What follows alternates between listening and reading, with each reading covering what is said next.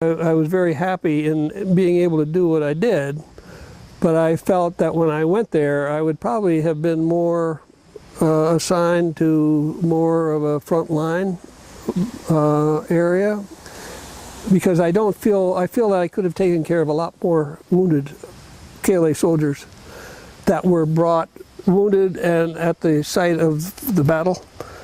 And where I was, it was a protected safe haven hospital, okay, where the soldiers were brought to, probably within a 20-mile radius or site from where they had been wounded, most of them. So that I feel I could have even handled a lot more soldiers. I would like to have done that. But the soldiers that were brought to the hospital, we did take care of. They were mostly mine injuries. Some of them even after the armistice was signed on June 8th of '99. But there were bullet wounds and shrapnels and from the explosions and that kind of thing. Treating children, wounded children, whether it's accidents or whether it's related to wartime injuries, such as mine injuries and shrapnel and that kind of thing, very difficult, very difficult. Very emotional, and some of my most difficult memories are with the children that experience the product of what war is all about and what happens to them. And they will live forever in their memory what they've gone through, whether they were 3 years old or 6 years old or 10 years old. That's not going to go away. They're going to remember that the rest of their life. So their wound is one you can't see. They keep that inside. But it's there. It's always going to be there. At that time or at this time in that same locality under the same circumstances, that anything like that is even possible. I participated in taking organs from people who had already signed to donate their organs at the time of their death during my surgical training in Allentown, Pennsylvania.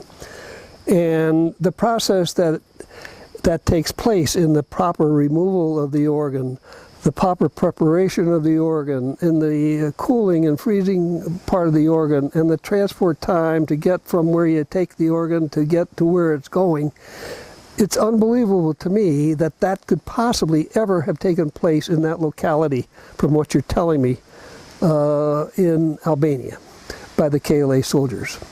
First of all, I don't know of any other doctors other than one or two that were even involved in the Albanian-Kosovo conflict other than where I was in the war zone area.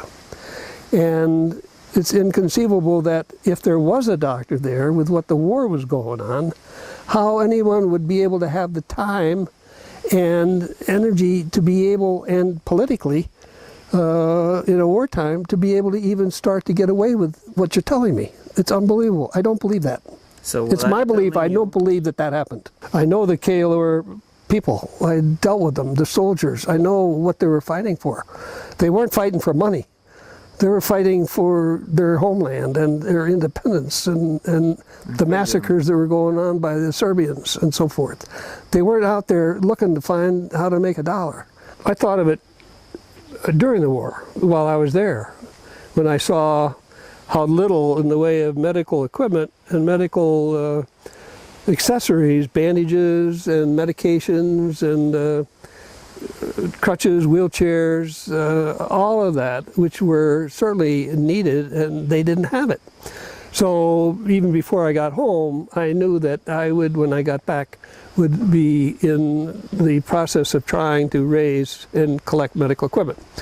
So I eventually went back 3 more times in 2000, 2001, and 2005, plus sent 2 40-foot containers of medical equipment to Cook's Hospital, and some went to the hospital in Tirana, and some went to Pristina.